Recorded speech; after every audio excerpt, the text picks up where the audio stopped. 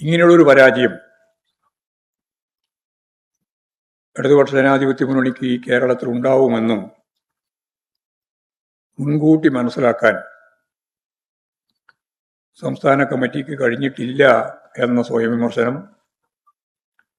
ഞങ്ങൾ അംഗീകരിച്ചു. താഴെ നിലവാരം വരെ പരിശോധിച്ചപ്പോൾ കണ്ട ഏറ്റവും പ്രധാനപ്പെട്ട കാര്യങ്ങളിൽ ഒന്നതാണ്. കേരളത്തിലെ സാമൂഹ്യ ജീവിതം എന്ന് പറയുന്നത് ആഗോള തലങ്ങളുമായി ബന്ധപ്പെട്ട് നിൽക്കുന്ന ഒന്നാണ്.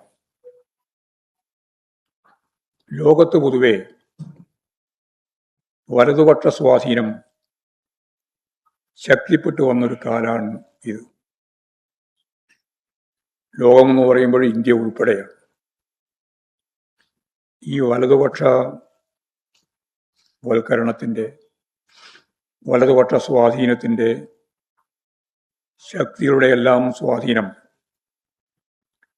കേരളത്തിൻ്റെ ചിന്താമണ്ഡലത്തിലും ഉണ്ട് എന്ന കാര്യം നമുക്കെല്ലാവർക്കും അറിയാം. കേരളം ഒറ്റപ്പെട്ട ഒരു തുരുത്ത് പോലെ നിൽക്കുകയല്ല, ലോക സമ്പദ് വ്യവസ്ഥയുമായിട്ട് ഏറ്റവും കൂടുതൽ ബന്ധപ്പെട്ട് നിൽക്കുന്ന ഒരു നാടാണ് നമ്മുടെ കേരളം. സ്വാഭാവികമായി LDF സർക്കാരിൻ്റെ പ്രവർത്തനങ്ങൾ പൊതുവെ ജനങ്ങൾ സ്വീകാര്യത നൽകുക ആണ് ചെയ്തത്. എന്നാൽ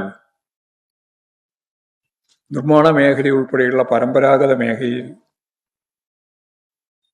ജനങ്ങളുടെ ചില പ്രശ്നങ്ങൾ പൂർണ്ണമായി പരിഹരിക്കാനായിട്ടില്ല എന്ന പ്രശ്നം താഴെ ചർച്ച ചെയ്യുമ്പോൾ ശക്തിയായിട്ട് ഉയർന്നു വന്നിട്ടുണ്ട്. അത് ജനങ്ങളിലുണ്ടാക്കിയ അസംതൃപ്തി തെരഞ്ഞെടുപ്പിൽ ഇടതുപക്ഷത്തിന് പ്രതികൂലമായി ബാധിച്ചിട്ടുണ്ട് എന്ന കാര്യവും റിവ്യൂവിൻ്റെ ഭാഗമായിട്ട് ഞങ്ങൾ കണ്ടു.